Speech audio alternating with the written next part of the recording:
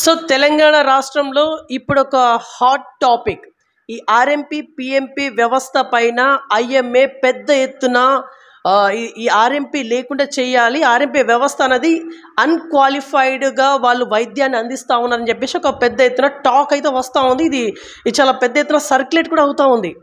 So ఇప్పుడు ఆర్ఎంపీల ముందు ఉన్నటువంటి ఆప్షన్స్ ఏంటి? నిజంగా ఇప్పుడు వాళ్ళు కనుక వాళ్ళకు ఉండేటువంటి వైద్యాన్ని వదిలేస్తే వాళ్ళు ఏం చేయాలి? నిజంగా ఆర్ఎంపీ వాళ్ళ ప్లేస్లో ఇప్పుడు ఫర్ ఎగ్జాంపుల్ గ్రామాలు కావచ్చు, గ్రామాలలో ఆర్ఎంపీ వైద్యులు ప్రజలకి చాలా దగ్గర సాన్నిహిత్యంతో ఉంటారు. మరి వాళ్ళ ప్లేస్లో ఇప్పుడు ఎవరు ఉంటారు? అక్కడ స్పేస్ని భర్తీ చేసేది ఎవరు? ఇప్పుడు మనతో ఉన్నది ఎవరో కాదు, డాక్టర్ వద్దిరాజు రాకేష్ గారు మనతో ఉన్నారు. సో ఆర్థోపెడిక్ ఎంఎస్ ఆర్థోపెడిక్గా వారు ఉన్నటువంటి పరిస్థితి. So present Telangana state network hospitals అసోసియేషన్కి వీరు స్టేట్ ప్రెసిడెంట్గా ఉన్నారు. తర్వాత లాస్ట్ టైం అంటే వరంగల్ పాస్ట్ ఐఎంఏ ప్రెసిడెంట్గా ఉన్నారు. తర్వాత past Telangana state all private హాస్పిటల్కి తెలంగాణ స్టేట్ ప్రెసిడెంట్గా వీరు విధులు నిర్వర్తించిళ్ళు. సో ఇప్పుడు ఆర్ఎంపీ ముందు ఉన్నటువంటి ఆప్షన్స్ కావచ్చు, ఆర్ఎంపీ కొన్ని క్వశ్చన్స్ కూడా అడగడం జరిగింది. ఆర్ఎంపీ వ్యవస్థ కొన్ని క్వశ్చన్స్ని అడగడం జరిగింది. ఆ క్వశ్చన్స్ ఇప్పుడు మనము డైరెక్ట్ సార్తోనే అడిగే ప్రయత్నం చేద్దాం. నమస్తే సార్, బాగున్నారా? నమస్తే వెంకట్.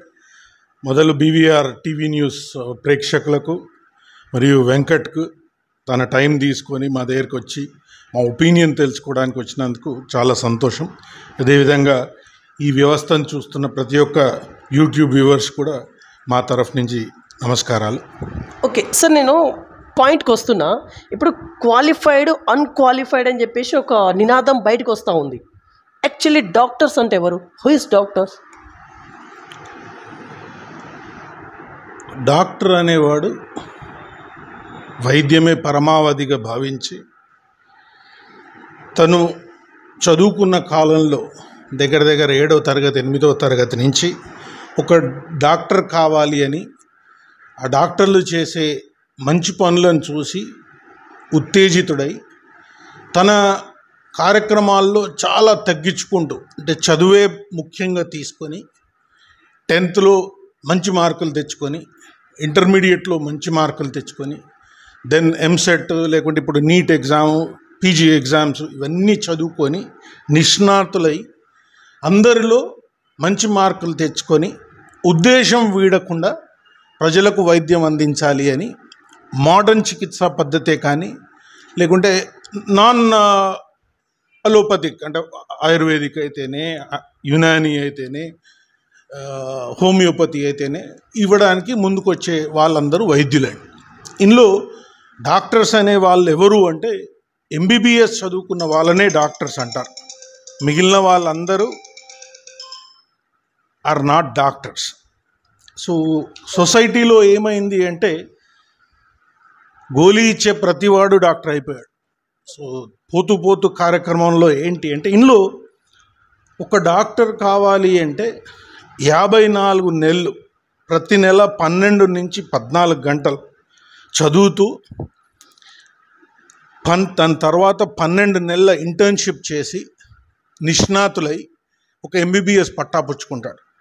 ఇది గవర్నమెంట్ వాళ్ళు ఆమోదించిన యూనివర్సిటీ ఆఫ్ హెల్త్ సైన్సెస్ నుంచి పట్టభద్రుడు అవుతాడు. దీని తర్వాత మళ్ళీ ఒక 3 సంవత్సరాలు పోస్ట్ గ్రాడ్యుయేషన్ పరీక్ష చదువుతాడు. మళ్ళీ అవసరం ఉంటే ఇప్పుడు ప్రస్తుత కాలంలో డిఎం అండ్ ఎంసీహెచ్ చదువుతూ వస్తున్నారు.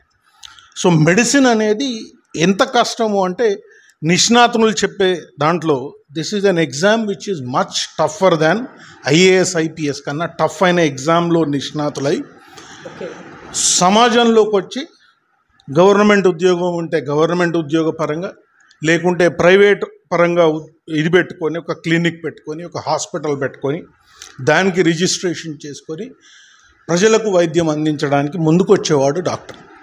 ఎస్ సార్, ఇప్పుడు డాక్టర్కి డెఫినేషన్ చాలా డెప్త్గా చాలా అర్థమయ్యేటట్టుగా మీరు చెప్పి ఓకే. ఇప్పుడు పాయింట్ ఏంటంటే ఇప్పుడు ఆర్ఎంపీ వ్యవస్థ ఉండొద్దు, ఆర్ఎంపీ వ్యవస్థ చేసే పనులు చాలా నష్టాన్ని కలగజేస్తూ ఉందని చెప్పేసి మీలాంటి క్వాలిఫైడ్ డాక్టర్స్ అంటూ ఉన్నారు. ఏంటి నష్టం ఏంటిది? ఆర్ఎంపీ వల్ల వచ్చే నష్టం ఏంటిది సూటిగా? ఒకటి ఎప్పుడు కూడా మనం సమాజంలో ఉన్నప్పుడు సమాజంలో కొన్ని రూల్స్ అండ్ రెగ్యులేషన్స్ ఉంటాయి. అంటే మనం ప్రతి ఒక్కరము మన రాజ్యాంగ పరంగా కొన్ని రూల్స్ అండ్ రెగ్యులేషన్స్కు కట్టుబడి ఉండాలి. ఆ రూల్స్ ఏంటి అంటే ఏ వైద్యం ఆర్ ఏ విద్య చదువుకున్నవాడో ఆ విద్యలో నిష్ణాతులై సర్వీస్ అనేది ఇవ్వాలి ప్రజలకు. ఎల్ఎల్బి చదువుకున్నవాడు అడ్వకేట్గా, లేకుంటే ఐఏఎస్ ఐపీఎస్ చేసిన వాళ్ళు కలెక్టర్లుగా, లేకుంటే ఎస్పీలుగా, లేకుంటే ఎంబీబీఎస్ అయిన వాళ్ళు వైద్యపరంగా వైద్యం అందించాలన్నది ఒక గుణాంకం. అది మీరి ప్రతి ఒక్కరిని మనం డాక్టర్ అనే పరిస్థితికి వెళ్తున్నాము అంటే మనం కరెక్ట్ చేసుకోవాల్సిన అవసరం ఫస్ట్. చిన్న చిన్న ప్రాక్టీసెస్ చేస్తూ ఎవరో ఇప్పుడు నేను 3వ తరం డాక్టర్. మా అమ్మ నాకన్నా ముందు వరంగల్లోనే పట్టభద్రులై తను కూడా వైద్యం అందించేవారు. దాని ముందు మా తాతగారు. సో ఇట్లా తరతరాలుగా వస్తున్నాం. అలాగా మెనీ ఆఫ్ అస్ కొన్ని లిటరల్గా కూడా lot of sacrifices and hard work చేసి ఒక సబ్జెక్ట్ను ఇప్పుడు ఇంతకుముందు చెప్పినట్టు 54 నెలలు అండర్ గ్రాడ్యుయేషన్లో, 1 ఇయర్ ఇంటర్న్షిప్, 36 నెలలు పోస్ట్ గ్రాడ్యుయేషన్, 36 నెలలు సూపర్ స్పెషాలిటీ చేసి చదువుకొని అందులో డిఫరెంట్ డాక్టర్స్ ఇంటర్నేషనల్ నుంచి నేషనల్ వరకు వాళ్ళు చేసింది గుడ్ ఏంటి, బ్యాడ్ ఏంటి, దేనివల్ల ఏంటి ప్రాబ్లం అని గ్రహించి ఆ వైద్యాన్ని అందులో ఈ 10 ఏళ్ల పేరు మీద మేము గ్రహించిన ఉత్తీర్ణత ఆర్ ఎక్స్పీరియన్స్ను ముందు పెట్టుకొని వైద్యం చేయడానికి ముందుకు వస్తాం. So these are doctors. మిగిలిన వాళ్ళందరూ డాక్టర్స్ అని అనకూడదు మనం. అంటే సూటిగా చెప్పండి, ఇప్పుడు ఆర్ఎంపీ వైద్యం వల్ల ప్రజలకి కలిగే నష్టం ఏంటిది? సూటిగా చెప్పండి. సూటిగానే ఇప్పుడు మనకు ఫస్ట్ అర్హత ఉందా లేదా, మనకు అర్హత లేనప్పుడు చేయకూడదు. Simple. Once you don't have authority you should not practice. It is anti legal, unlawful,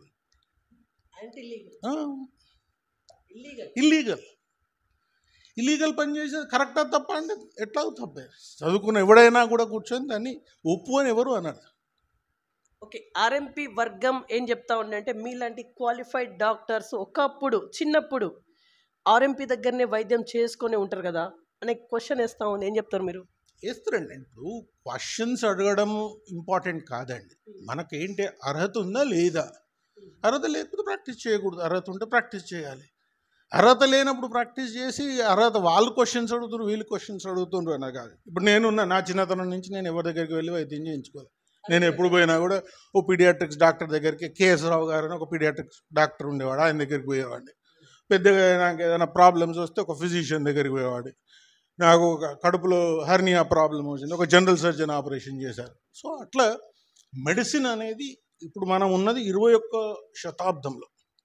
21వ శతాబ్దంలో ఉండి 19వ శతాబ్దంలో జరిగిన వైద్యం కరెక్టా తప్ప అంటే ఆబ్వియస్గా తప్పే. దాని నుంచి ఎన్నో విధాలుగా ముందుకు పోతూ lot of research and development జరుగుతూ వచ్చిన వైద్యం ఇది. This is called as a scientific treatment. అంటే ఒక పద్ధతి, ఒక పేషెంట్కి ఒక ప్లేట్ వేసాడు, రాడేసాడు. ప్లేట్ వేస్తే ఎంతమందికి అతుక్కుంది, రాడేస్తే ఎంతమందికి అతుక్కున్నది అన్న దాని మీద కూడా విశ్లేషణ జరిగి రాడేయాలా ప్లేట్ వేయాలి అన్న దాని మీద నిర్ణయాలు జరుగుతాయి. And this is internationally accepted. This is accepted by our legal team. దాదాపుగా మేము ప్రతి ఒక్క ఎంబీబీఎస్ డాక్టర్ ప్రతి సంవత్సరము 5 మెరిట్ పాయింట్స్ తీసుకుంటేనే మాకు మళ్ళీ రీరిజిస్ట్రేషన్ తెలంగాణ స్టేట్ మెడికల్ కౌన్సిల్ నుంచి రీరిజిస్ట్రేషన్ జరుగుతుంది. సో నేను కరెంట్ మెడికల్ ఎడ్యుకేషన్లో నిష్ణాతుని కావాలి. అలా ఏం కాకుండా నాకు ఎప్పుడో ఎవరో నేర్పించను, మా అన్న చేసిండు, మా నాన్న చేసిండు, అదే నేను చేస్తాను అన్నది is not a scientific treatment. Treatment అనేది, వైద్యం అనేది అట్లాంటిది. ఓకే సార్, ఇప్పుడు ఆర్ఎంపీ వర్గం ఒకటి వాదిస్తూ ఉంది. మా దగ్గరికి వస్తే 200 to 300 రూపీస్లోనే తనకున్నటువంటి జబ్బును మేము మాకు తెలిసినంత వరకు నయం చేయించి మరి పంపిస్తున్నామని చెప్పేసి 200 to 300 లోపే. మీ దగ్గరికి వస్తే 300 to 500 వరకు ఫీజే ఉంటుంది అనేది ఒక వర్గం చెప్తా ఉంది, ఆర్ఎంపీ వర్గం. ఏం చెప్తారు? ఒకటి ఫండమెంటలీ వాదన చేయడానికి వాదన కాకుండా సైంటిఫిక్గా కాదా. ఇప్పుడు సపోజ్ ఒక పర్సన్ చేస్తున్నాడు, నేను ఒక ఎక్స్రే మెషిన్ కొనుక్కోవాలి, ఒక ఎక్స్రే మెషిన్కు 10 లక్షల రూపాయలు అవుతుంది. ఒక సియామ్ కొనుక్కోవాలి, దగ్గర 25 లక్షల రూపాయలు అవుతుంది. 25 లక్షల రూపాయలు పెట్టి మరి ఎక్కడి నుంచి పట్టుకురావాలి 25 లక్షల రూపాయలు? ఒక హాస్పిటల్ పెట్టాలి అంటే నేను దగ్గర 17 నుంచి 21 పర్మిషన్స్ తీసుకోవాలి. ఒక వైద్యం చేయాలి అంటే, ఒక సెంటర్ పెట్టుకోవాలి అంటే.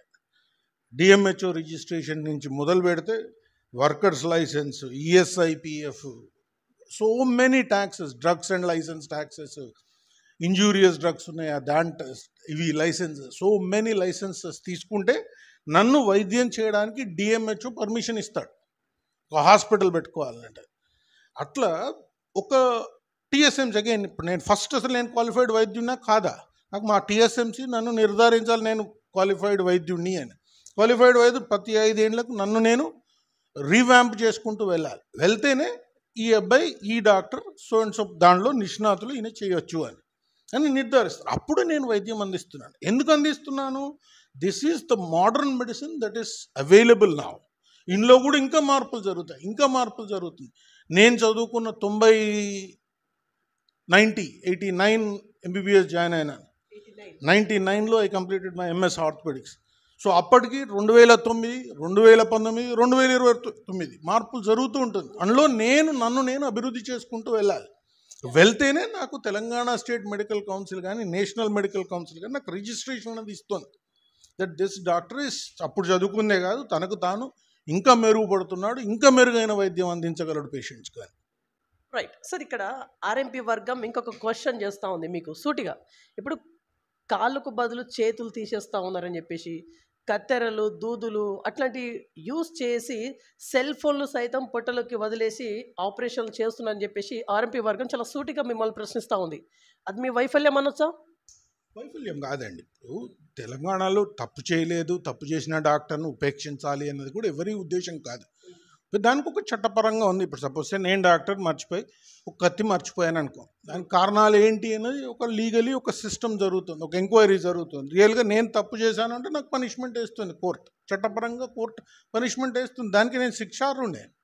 నన్ను నేను న్యాయపరంగా ఉన్న సూచనలకు నేనేదో మినహాయింపు ఏం కాదు. ఉన్నది ఒక రూల్ బుక్ పరంగా మనం వెళ్తే ప్రజలకు మెరుగైన వైద్యం అందుతుంది.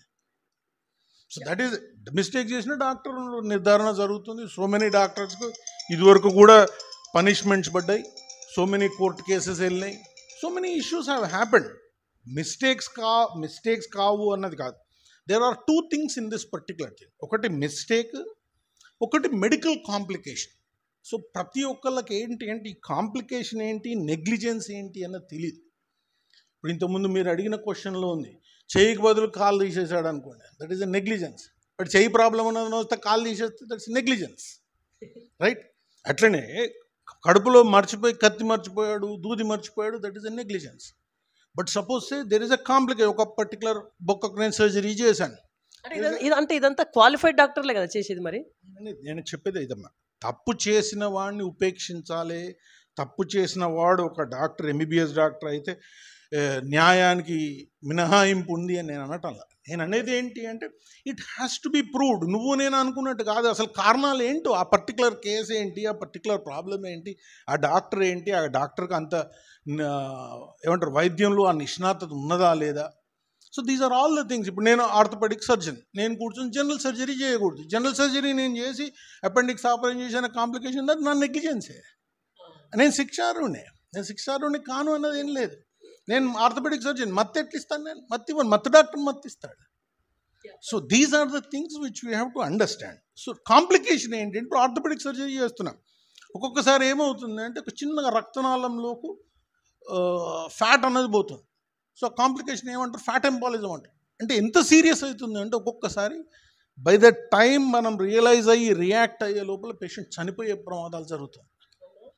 పేషెంట్ ఐసీయూలోకి పోతారు, వెంటిలేటర్స్ పోతారు, హార్ట్ అటాక్స్ వస్తాయి, పక్షవాతం వస్తుంది. ఇట్లాంటి కాంప్లికేషన్స్ ఉన్నాయి, లేవన్నది కాదు. But these are all the known medical complications. ప్రతి సర్జరీ, ప్రతి వైద్యానికి ఒక కాంప్లికేషన్ ఉంది. అందుకే 54 నెలల ఎంబీబీఎస్ చదువు, 36 నెలల పీజీ వైద్యము, తర్వాత మళ్ళా 36 నెలల పోస్ట్ అంటే స్పెషలైజేషన్ చదువు అన్నది అందుకే ఇంపార్టెంట్. ఎవరు పడితే వాడు వైద్యం చేస్తే ఈ కాంప్లికేషనే తెలియదు, తెలియకపోతే ఏం చేస్తాడు? రైట్ సార్, ఇదే ఆర్ఎంపీ వర్గం ఇంకొక క్వశ్చన్ మిమ్మల్ని సూటిగా అడుగుతా ఉంది. ప్రజల సొమ్ముని మీరు చాలా సునాయాసనంగా దోచుకుంటున్నారు అనేది ఒక మేజర్ క్వశ్చన్ ఆర్ఎంపీ వర్గం నుంచి వస్తూ ఉంది. ఏం చెప్తారు? అంటే what is called there is certain things called as scientific costing అంటారండి. సైంటిఫిక్ కాస్టింగ్ అంటే ఇప్పుడు నేను ఇంతకుముందు మీకు చెప్పాను 21 పర్మిషన్స్ తీసుకోవాలి. ఇప్పుడు నా దగ్గర ఒక యూనిట్ కరెంటుకు దగ్గర దగ్గర 22 రూపాయలు పర్ యూనిట్ కరెంటుకు రేట్ వేస్తుంది గవర్నమెంట్ నా మీద. మీకు ఇంట్లో ఎంత వస్తుంది? 4 రూపాయలు పర్ యూనిట్ వస్తుంది. నేను 6 ఇంతలు కడతాను. ఎక్కడి నుంచి కట్టాలి? Property tax, commercial property tax. ఇచ్చేది వైద్యం, ప్రజలకు మెరుగైన వైద్యం, అఫోర్డబుల్ వైద్యం, scientific and quality medical care కావాలి అన్నది ఇవాళ రోజుల్లో మన భారతదేశంలో ఉన్న డెఫినెట్ నెసెసిటీ. బట్ దానికి ఏం కావాలి అంటే నిష్ణాతులైన, నేను I'm there, Telangana Aarogyasri network hospitals association ఉంది. మేము కూర్చొని గత 15 ఏళ్ల నుంచి కొట్లాడుతున్నాం. రేట్లను మెరుగు చేయాలి, ఇవి ఉన్నాయి ప్రాబ్లమ్స్, ఈ రేట్లు పెరిగినాయి, ఇవి పెరిగినాయి అని 2 గంటలు ఆడియో విజువల్ ప్రజెంటేషన్ ఇచ్చినాక దాని మీద డిస్కషన్స్ జరిగి రేట్ అనేవి మొన్న ఎన్హాన్స్ అయినాయి. సో ప్రతి ఒక్క దానికి ఒక సైంటిఫిక్ పద్ధతి అన్నది ఉంటుంది. పద్ధతి లేకుండా నేను అనుకున్నాను వాడెవడో చేశాడు కదా, అది చేశాడు కాబట్టి నేను ఇది చేయడం correct, that is not correct. What is correct is correct. Rule book అన్నది ఒకటే ఎవరికైనా అంతే. భారతదేశంలో ఉన్నప్పుడు మన రాజ్యాంగం మనకు అన్నిటికన్నా important. Criminal law or legal civil law, that is our rule book. Sir, ఇక్కడ మన భారతదేశంలో ఏ రాష్ట్రంలో లేనన్ని సర్జరీలు మన తెలంగాణలోనే ఎక్కువ సర్జరీలు అయ్యాయని చెప్పేసి ఆర్ఎంపీ వర్గం సూటిగా మిమ్మల్ని ప్రశ్నిస్తూ ఉంది. దీనికి మీ దగ్గర ఉండే ఆన్సర్? బేసికల్గా ఏంటి అండి, క్వశ్చన్ అడిగేటప్పుడు అందులో ఎంత నాణ్యత. ఇప్పుడు ఆరోగ్యశ్రీ ఉంది, మేము దగ్గర దగ్గర ప్రతి హాస్పిటల్ ఈజ్ రిజిస్టర్డ్, ప్రతి ఎక్స్రే, ప్రతి investigation we send it to Aarogyasri trust. పంపిస్తేనే వాడు మాకు పర్మిషన్ ఇస్తాడు. పర్మిషన్ ఇస్తేనే మేము సర్జరీ చేస్తాం. మన తెలంగాణ కానీ ఉమ్మడి ఆంధ్రప్రదేశ్లో మొదలైన స్కీమ్ ఇది. ఇవన్నీ తప్పు సర్జరీలు అని ఎవడన్నా మాట్లాడితే ఏం చెప్తుంది దానికి? ఆన్సర్ ఏం లేదు కదా.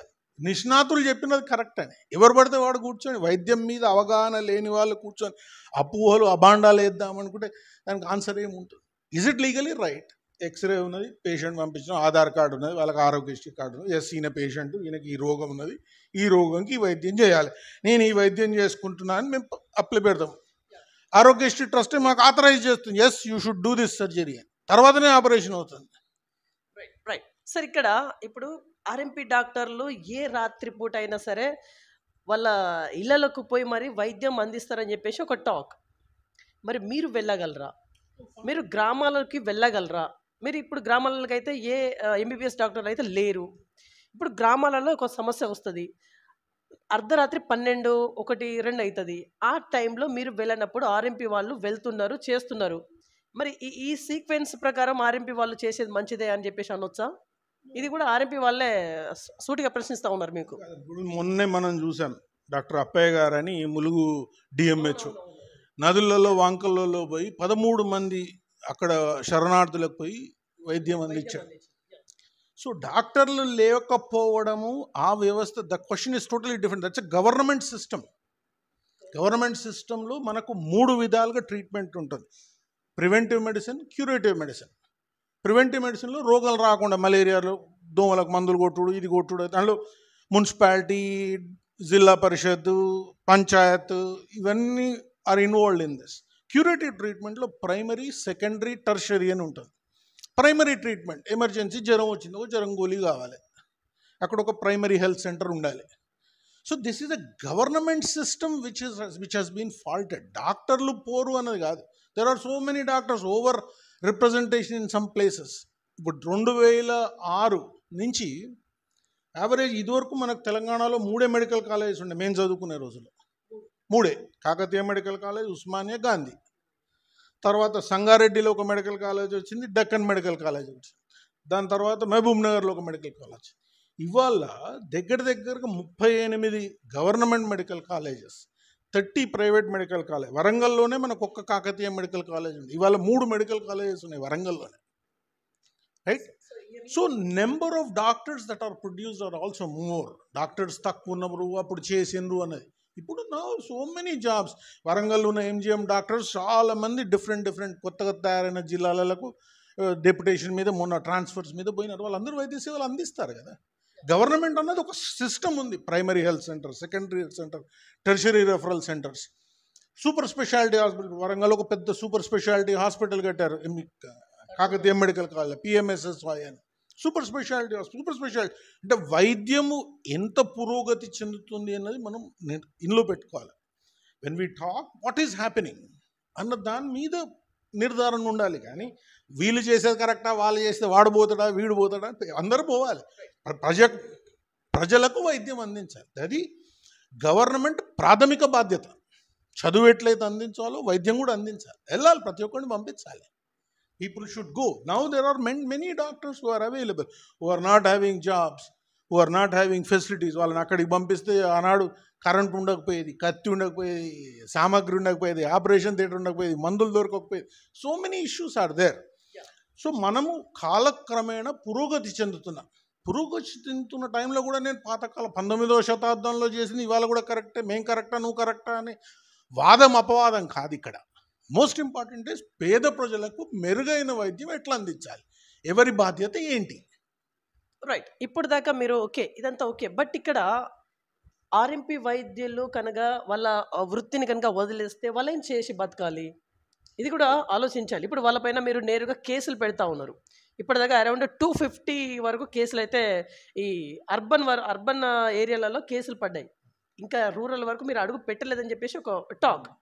సార్ ఓకే, ఇప్పుడు కేసుల పరంపర సాగుతూ ఉంది ఆర్ఎంపీ పిఎంపీల పైన. ఓకే, వాళ్ళ మీద కేసులు పెట్టి తొలగిస్తే వాళ్ళ ఫ్యూచర్ ఏంటిది, వాళ్ళు ఏం చేసి బతకాలి, వాళ్ళకు ఉండే ఆప్షన్ అదొకటే కదా. నేనే ఫస్ట్లోనే మీకు చెప్పింది, వైద్యం ఎవరు అందించాలి అంటే అర్హత ఉన్నవాడు వైద్యం అందించాలి, అర్హత లేనివాడు వైద్యం అందించదు. ఆల్టర్నేటివ్ ఏంటి అంటే అది నీకు గవర్నమెంట్కి సంబంధించిన విషయం. It is not something which as a doctor I should tell. Something is illegal, it is illegal.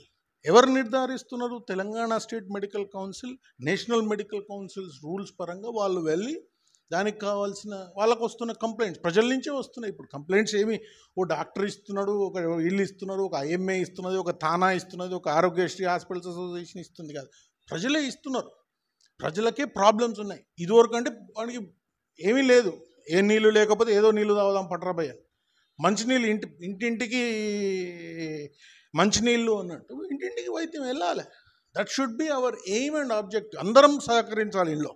ఇంట్లో ఉంది మనకు కామన్ అందరికీ ఏంటి, పేదవాడికి మెరుగైన వైద్యం, సైంటిఫిక్ వైద్యం అందాలి. ఏది పడితే చెట్ల కాట్లు కట్టుకుని చెట్ల పసర్లు అప్పుడు న్యాయమైన వాళ్ళు ఉన్నారు, లేరన్నది ఏం లేదు కదా.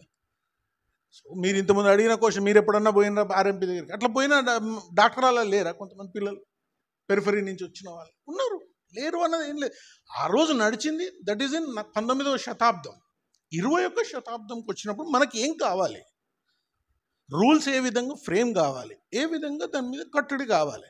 ఇప్పుడు ఈ రూల్స్ అన్నీ ఇవాళ తెలంగాణ స్టేట్ మెడికల్ కౌన్సిల్ తీసుకొచ్చిన రూల్స్ కావు, 1954లో ఉన్న రూల్స్ ఇవన్నీ. వాటిని ఎవరూ అమలుపరచలేదు. ఇవాళ వచ్చే కంప్లైంట్స్ చూస్తుంటే ఒకటే పేషెంట్కు 9 సూదులు వేసాడు ఒక డాక్టర్. పేషెంట్ పోయినాడు, 9 సూదులు ఒకటేసారి వేసాడు.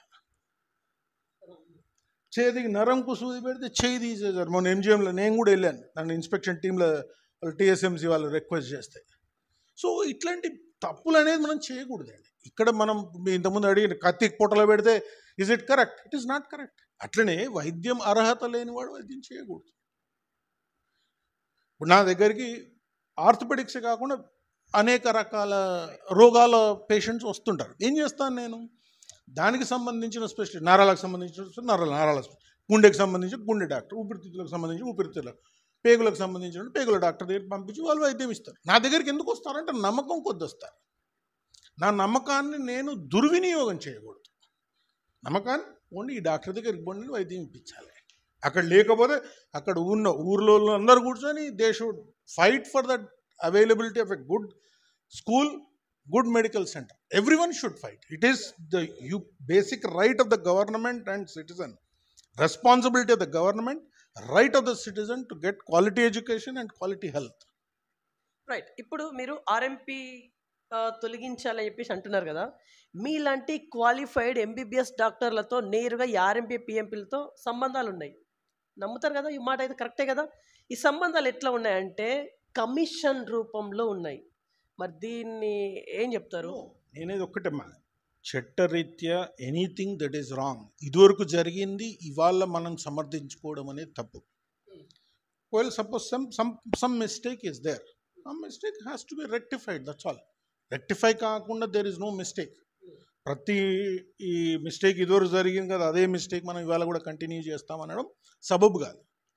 ఏంటి ఉద్దేశం ఏంటి? ప్రజలకు మెరుగైన వైద్యం, అఫోర్డబుల్ లేని వాడికి గవర్నమెంట్ హాస్పిటల్ ఉంది. గవర్నమెంట్ హాస్పిటల్ పోతే ఫ్రీగానే చేస్తారు. నేను పుట్టినప్పుడు ఫ్రీగానే చేశారు, ఇప్పుడు కూడా ఫ్రీగానే చేస్తారు. ప్రైవేట్ హాస్పిటల్కి బొమ్మని ఏ ప్రైవేట్ హాస్పిటల్ అయితే ఇన్విటేషన్ ఇస్తలేదు కదా. పేషెంట్కు నా మీద నమ్మకం ఉంది, నా దగ్గరికి వస్తాడు. నాకు గవర్నమెంట్ ఉద్యోగం లేదు బట్ రాకేష్ సార్ అంటే నమ్మకం ఉంది, నా దగ్గరికి వస్తాడు ఆ పేషెంట్. నాకు అయినా వైద్యం ఇస్తే ఇది రేట్ బాబా అని ముందే చెప్తా ఆయనకు. బాబా నా ఓపీ ఫీజు గింతరా, నాకు దీనికి ఇంతరా, ఒక ఆపరేషన్ చేస్తే గింత అవుతుందిరా బాబు. అయితే నా దగ్గర చేయించుకుంటాడు, లేకుంటే ఏం చేసి పంపిస్తాను నేను కూడా. నా దగ్గరే చేయాలన్నది ఏమీ లేదు కదా.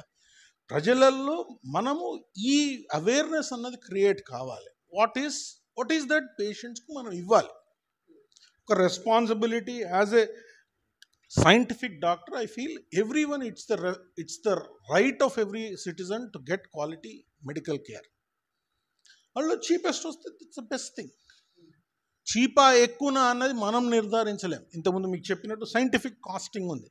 సైంటిఫిక్ కాస్టింగ్ అంటే ఏంటి అంటే, ఇప్పుడు నేను ఒక ఎస్టాబ్లిష్మెంట్ పెట్టాలి అంటే ఇక్కడ ల్యాండ్, ఇక్కడ బిల్డింగ్, కన్స్ట్రక్షన్, దీని మీద తీసుకున్న అప్పు, ఈఎంఐ, పరికరాలు, ఏమంటారు నేను కట్టే 22 రకాల ట్యాక్సులు, జీతాలు అన్నీ కలిపి ఒక రేట్ అన్నది వస్తుంది. That is called as scientific costing. ఇవాళ కూడా ప్రజలకు అర్థం కావాల్సింది ఏంటి అంటే, ఒక ఆర్థోపెడిక్ సర్జరీ నేను చేస్తే నా సైజ్ హాస్పిటల్లో దగ్గర 1,00,000 నుంచి 1,25,000 రూపాయలు పడుతుంది. నేను ఎంతకు చేస్తున్నాను అంటే దగ్గర బిట్వీన్ 40,000 to 45,000 రూపీస్. 45,000 రూపీస్ ఎక్కువ అంటే డెఫినెట్గా ఎక్కువనే, ఎక్కువ కాదు అన్నది ఎవరు మనం. బట్ నేను 1,00,000 నుంచి 50కి తగ్గాను. నాకు వచ్చే ప్రాఫిటబిలిటీ కట్ చేసుకున్నాను. ఒక్క మనిషి 28 గంటలు కాకుండా 24 గంటలు పనిచేస్తున్నాను. మీరు ఇంతకుముందు అడిగారు రాత్రి వైద్యం వస్తుంది. మా హాస్పిటల్ పెట్టుకుంటే దాదాపు 24 గంటల వైద్యం ఇస్తాం. రాత్రిపూట పేషెంట్ వస్తే నేను లేచి వస్తాను. నేను ప్రాక్టీస్లో దిస్ ఈజ్ అన్ ఇవాల్వింగ్ ప్రాసెస్లో what is correct, what is legally right has to be done. అంతకు మించి దానిలో there is no discussion. Okay sir, ఇప్పుడు ఆర్ఎంపీ వ్యవస్థ, పిఎంపీ వ్యవస్థ పోతే కనుక గ్రామాలలో ఏ వ్యవస్థ వస్తుంది? మరి ఇప్పుడు అక్కడ క్వాలిఫైడ్ డాక్టర్స్ ఉన్నారు అంటున్నారు. ఏ రకంగా మీరు పొందుపరుస్తారు అక్కడ గ్రామాలలో? ఆ సీక్వెన్స్ ఒకసారి చెప్పండి. ఒక ఫేజ్లో మేము నేను ప్రాక్టీస్ స్టార్ట్ చేసిన కొత్తలో ఎంబీబీఎస్ డాక్టర్స్ ఎక్కువ మంది ఉండేవాళ్ళు ఇక్కడ. జనరల్ FCGP అంటారు, general practitioners were many, specialist were limited. ఇప్పుడు గత 25 ఏళ్లలో స్పెషలిస్ట్ పోను సూపర్ స్పెషలిస్ట్ కూడా వస్తున్నారు. సో ఈ ఎంబీబీఎస్ డాక్టర్స్ స్పెషలిస్ట్ ఏమవుతారు? ఆబ్వియస్లీ నెక్స్ట్ లెవెల్కి పోతారు. హైదరాబాద్ నుంచి వరంగల్కి వచ్చింది, వరంగల్ నుంచి ములుగు, నర్సంపేట ఇటు పోతారు, నర్సంపేట నుంచి ఇంకో కొంచెం లోపలికి పోతారు, తాడ్వాయి లేకుంటే గూడూరు, 3 చెక్కలపల్లి ఇటు పోతారు, నెక్కొండ ఇటు వెళ్ళాల్సిందే. That is the natural process. And ultimately by the number of doctors, qualified doctors, మనకి ఇప్పుడు తయారవుతున్న డాక్టర్స్ అందరికీ డెఫినెట్గా ప్రతి ఈ వర్గ ప్రజలకు కూడా నాణ్యమైన శస్త్రచికిత్స కానీ మోడర్న్ మెడిసిన్ అందే facilities are in high numbers. So దీనికి మనము గవర్నమెంట్ పాలసీకి ఇక్కడ తోడ్పడితే ఉన్న ప్రతి ఒక్కరు విలేజ్లో అయితే విలేజ్ లెవెల్, మండల్లో అయితే మండలి లెవెల్, ఎమ్మెల్యే లెవెల్ అయితే అందరూ కూర్చొని సమిష్టిగా what is that we want కావాలి, ఏం చేస్తాం. ప్రతి ఒక్క ఇప్పుడు దగ్గర ములుగులో మెడికల్ కాలేజీలు ఉన్నది, నర్సంపేటలో ఒక మెడికల్ కాలేజీలు ఉన్నది, మహబాద్లో మెడికల్ కాలేజ్ ఉన్నది, జనగాంలో ఒక మెడికల్ కాలేజ్ ఉన్నది, భూపాల్పల్లిలో ఒక మెడికల్ కాలేజ్, మన వరంగల్ జిల్లా, నేను ఉమ్మడి వరంగల్ జిల్లా చెప్తున్నాను నేను. సో ఇట్లా ప్రతి ప్లేస్లో ఉన్న 68 3 కాలేజెస్ ఉన్న దగ్గర 68 మెడికల్ కాలేజీలు అయినాయండి.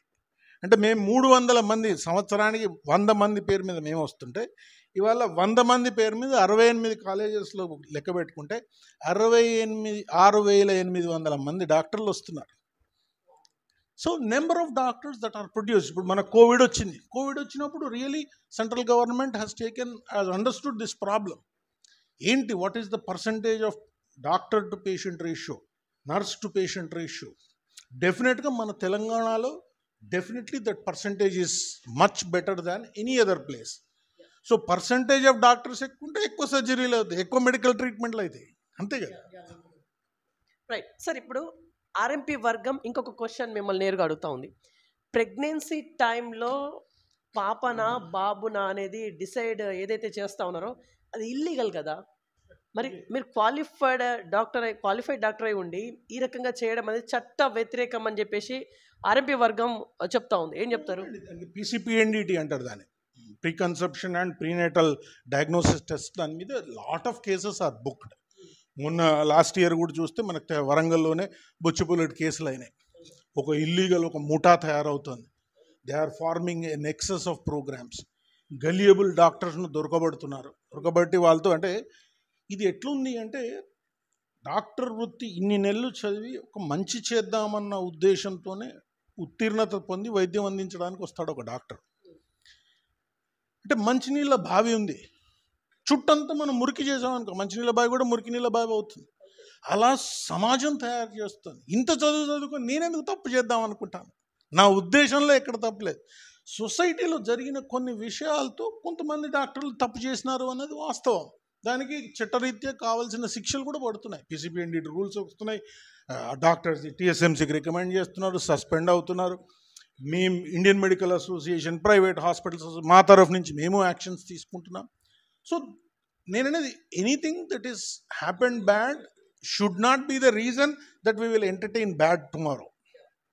రైట్ సార్, అసలు ఈ పరిస్థితి ఎందుకు వచ్చింది అంటే ఇప్పుడు ఈ ప్రెగ్నెన్సీ టైంలో పాపు బాబా ఇది కాదు అనేది, ఈ ఆర్ఎంపీ వ్యవస్థ పిఎంపీ వ్యవస్థను ఇప్పుడు నిర్మూలించాలి అనేది యాక్చువల్లీ ఇది సిచ్యువేషన్ అనేది ఎందుకు క్రియేట్ అయింది, అంత అవసరం ఇప్పుడు ప్రజెంట్ ఏమొచ్చింది? ఒకటి ప్రజలలో అవేర్నెస్ పెరిగిందండి. రెండోది ప్రతి ఒక్కడికి contact what is correct what is wrong అన్నది తెలిసింది. వాట్ అపెండిక్స్ వస్తే ఏం చేయాలి, ఇది వస్తే ఏం చేయాలి, అది వస్తే ఏం చేయాలి. So public have become more aware about things. So they want quality care. They are trying to go and give complaints. Suo motu complaint పేపర్లో ఒక న్యూస్ పేపర్లో ఒక ఆర్టికల్ వస్తుంది, ఎవరికో ఇది ఇంజక్షన్ ఇచ్చింది కుక్క కాటుకు మొన్న వికెట్ ఇచ్చేదో అయింది పేపర్లో వచ్చింది. దాని మీద టీఎస్ఎంసీ వాళ్ళ నోటీస్కి పోయింది, వాళ్ళు they are taking action. So now public awareness పెరుగుతున్న క్రమంలో నేను 19వ శతాబ్దంలో చేసిన వైద్యమే కరెక్ట్, 20వ శతాబ్దంలో చేసిన సిస్టమే కరెక్ట్ అని మనం ఇవాళ వాదించడం 21వ శతాబ్దంలో ఈజ్ నాట్ కరెక్ట్. సో మారుతున్న కాలక్రమేణా వాళ్ళకి ఎట్లా ఉపాధి, that government has to think. BSc చదువుకున్నాడు, బీఎస్సీ చదువుకొని కూర్చొని ఆర్ఎంపీ ప్రాక్టీస్ చేయాల్సిన అవసరం, బీఎస్సీ చేసి దానికి ఆ చదువుకు తగిన వర్క్ అన్నది ఉంది, ఆ వర్క్ చేసుకోవాలి. ఏంటి సార్ ఆ వర్క్ ఏంటిది? ఇప్పుడు అంటే మీలాంటి హాస్పిటల్స్లో ఉంటాయా ఆ వర్క్? మా లాంటి హాస్పిటల్స్ అని కాదండి. ఇందులో ఫండమెంటల్ పాయింట్ ఇస్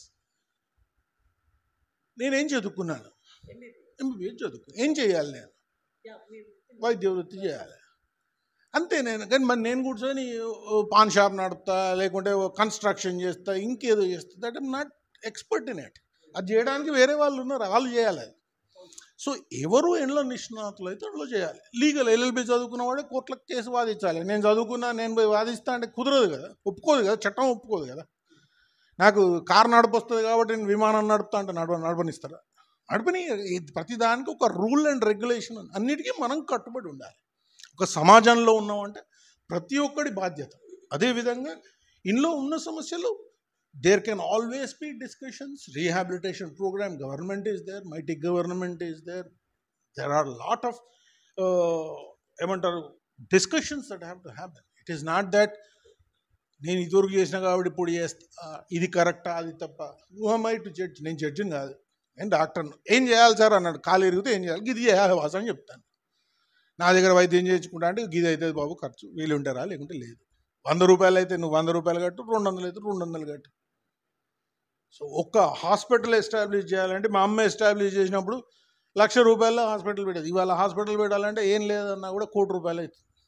మరి ఎక్కడి నుంచి ఎట్లా రావాలి? ఒక మనిషి, ఇప్పుడు నేను వరంగల్లో హాస్పిటల్ పెట్టాలి అంటే ఒక 100 మందికి ఉపాధి కల్పిస్తున్నాను వరంగల్లో. Why are we not looking at that perspective?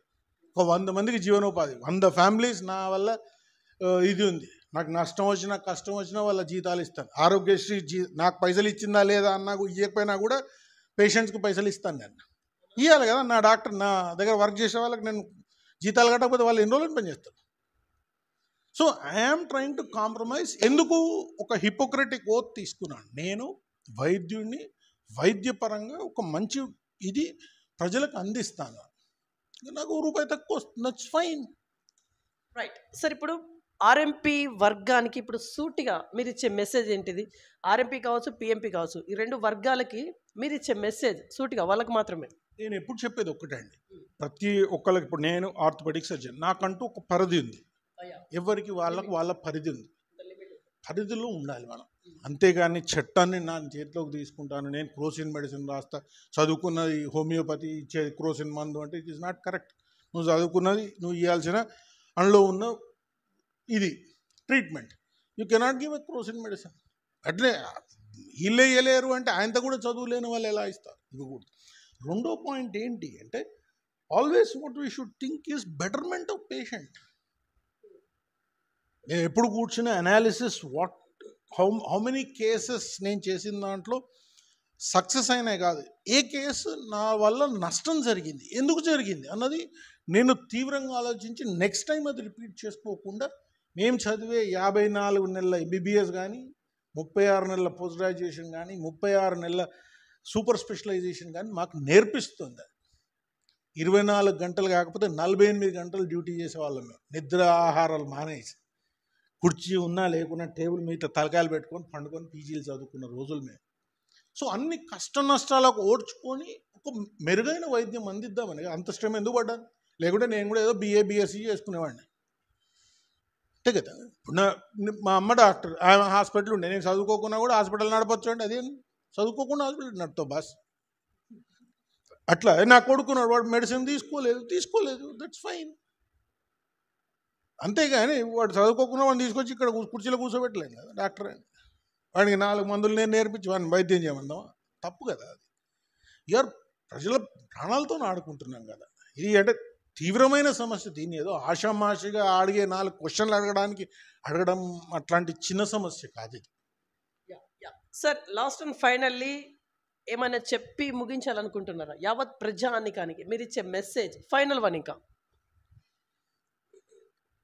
చదువుకున్న వృత్తికి ధర్మం చేద్దామని ప్రతి ఒక్క ఇవాళ తయారయ్యే ప్రతి మెడికల్ కాలేజ్ అయ్యే 100 కానీ 150 మంది డాక్టర్లు కూడా ఆ కంకణం కొద్దీ వస్తారు. మేమేదో నిమ్నమైన వర్గానికి చెందిన వాళ్ళం, మేము కూడా పేద ప్రజలే. కూర్చొని చదువుకుంటూ అంచెలంచెలుగా జనరేషన్ కొద్దీ పెరుగుతూ వస్తున్నాం. ఒకటి ఫస్ట్ జనరేషన్ కావచ్చు, ఒకటి సెకండ్ జనరేషన్ కావచ్చు, అంతే డిఫరెన్స్. కానీ ఉద్దేశం all of us will have the same. So ప్రతి ఒక్క పేషెంట్ కానీ ఎవరు కానీ మనకది ప్రాథమిక హక్కు. మెరుగైన వైద్యం అందడం అన్నది మన ప్రాథమిక హక్కు. దానికి కావాల్సినవి మనం కూర్చొని వితౌట్ ఎనీ డిస్ప్యూట్స్ కూర్చొని సొల్యూషన్స్ వెతకగలిగే దేవుడు మనం మానవ జాతికి సృష్టించాడంటే ఏంటి డిఫరెన్స్ అంటే మెథడ్. దాన్ని సరిగ్గా వాడుకొని, దాన్ని సరిగ్గా ఉపయోగించుకొని ప్రతి ఒక్కడికి మెరుగైన వైద్యం అందించే ప్రయత్నంలో మనందరం పాల్పంచుకోవాలి. హాస్పిటల్స్లో ప్రాబ్లం ఉంది, ఎస్, నాలాంటి వాళ్ళ ఉన్నాం, always you can come to us. మా సీనియర్స్ ఉన్నారు, they have shown directions. So అలా ముందుకొచ్చి ఎవ్రీథింగ్ కెన్ బి సొల్యూషన్. అంటే ప్రతి ఒక్కటి మనం కాంప్లికేషన్ అండ్ నెగ్లిజెన్స్ ఇంతకుముందు చెప్పాను, that is a very important thing. ప్రజలకు అర్థం కానిది ఏంటి అంటే, ఒక పేషెంట్కి ఒక గోళీ రాయాలి అంటే నా ఈ 10 ఏళ్ళ చదువు ముందుకు వస్తుంది. ఒక పేషెంట్ మీద కత్తి పెట్టాలి అంటే నా కాలుకిన ఇదే సర్జరీ అయితే ఈ సర్జరీ చేస్తానా లేదా అన్న నిర్ణయం మీద మీకు సర్జరీ చేస్తాను. నాకు కరెక్ట్ అనిపిస్తే నీకు చేస్తాను, లేకుంటే నీకు చేయను. సో దిస్ ఈజ్ వైద్యం. సో దీన్ని గ్రహించి కాంప్లికేషన్స్ వస్తాయండి. రోడ్డు మీద పోతుంటే యాక్సిడెంట్ అవుతుంది అండ్ రోడ్డు మీద ఎక్కకుండా ఉండం కదా. స్విచ్ చేస్తుంటే కరెంట్ షాక్ కొడుతుంది అని స్విచ్ చేయకుండా ఉండం కదా. So these are certain complications. Negligence అనేది ఇస్ దేర్. చట్టరీత్యా రూల్స్ ఉన్నాయి, రెగ్యులేషన్స్ ఉంది, తెలంగాణ స్టేట్ మెడికల్ కౌన్సిల్ ఉంది, IMA ఉంది, తానా ఉంది. You can always report it to them. Collector ఉన్నారు, SP ఉన్నారండి. మనకు we're living in a civilised society. భారత రాజ్యాంగంకు కట్టుబడి ఉన్న వాళ్ళం. మనకి ఇన్ని ఫెసిలిటీస్ రాజ్యాంగం క్రియేట్ చేసి అంతకన్నా మెరుగైన జీవితం ఏముంటుంది. సో అందులో లోబడి మనం అందరం ఉండాలి. యా సార్, ఇప్పుడు ఈ వన్ మోర్ క్వశ్చన్ సార్. ఇప్పుడు ఈ ఆర్ఎంపీ పిఎంపీ వ్యవస్థ నిర్మూలించాలనేది ఇప్పుడు చాలా పెద్ద హాట్ టాపిక్ అయింది. కాకపోతే దీనిపైన మీరు 20 సంవత్సరాలుగా పోరాడుతూ ఉన్నారని చెప్పేసి కొంత ఇన్ఫర్మేషన్ తెలుసుకున్నాను. వాస్తవమా?